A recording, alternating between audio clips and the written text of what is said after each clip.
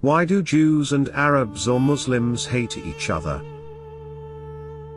First, it is important to understand that not all Arabs are Muslims, and not all Muslims are Arabs. While a majority of Arabs are Muslims, there are many non-Muslim Arabs. Further, there are significantly more non-Arab Muslims in areas such as Indonesia and Malaysia than there are Arab Muslims. Second, it is important to remember that not all Arabs hate Jews, not all Muslims hate Jews, and not all Jews hate Arabs and Muslims.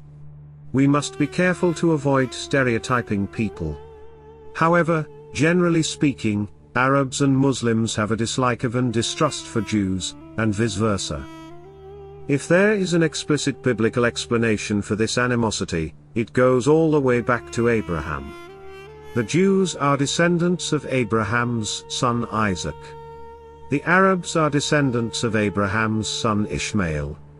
With Ishmael being the son of a slave woman, Genesis 16:1-16, and Isaac being the promised son who would inherit the blessings of Abraham, Genesis 21:1-3, obviously there would be some animosity between the two sons.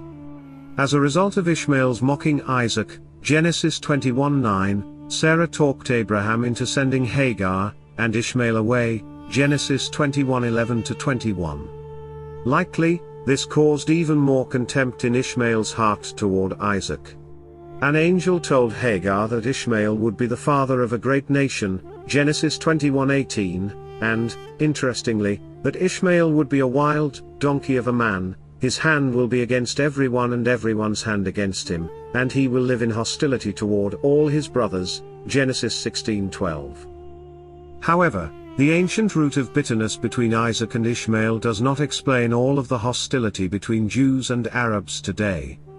The religion of Islam, which a majority of Arabs follow, has made the hostility predicted of Ishmael more profound. The Quran contains somewhat contradictory instructions for Muslims regarding Jews.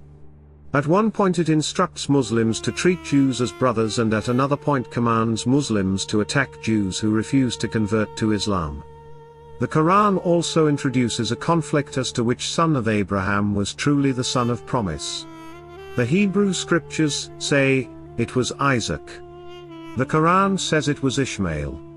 The Quran teaches that it was Ishmael whom Abraham almost sacrificed to the Lord, not Isaac, in contradiction to Genesis 22. This debate over who was the son of promise further contributes to today's hostility. Another root of the conflict between Jews and Arabs is political.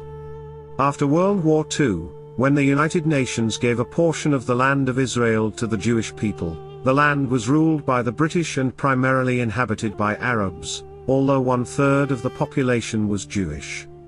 Most Arabs protested vehemently against the new Israeli state, even as they refused an Arab-Palestinian state offered as part of the UN plan. Arab nations including Egypt, Jordan, Iraq, and Syria attacked Israel in an attempt to drive them into the sea, but they were defeated. The defeat of the Arab forces soon became a human tragedy when the surrounding Arab nations refused to absorb the Arab refugees from Israel. Ever since 1948, there has been great hostility between Israel and its Arab neighbors.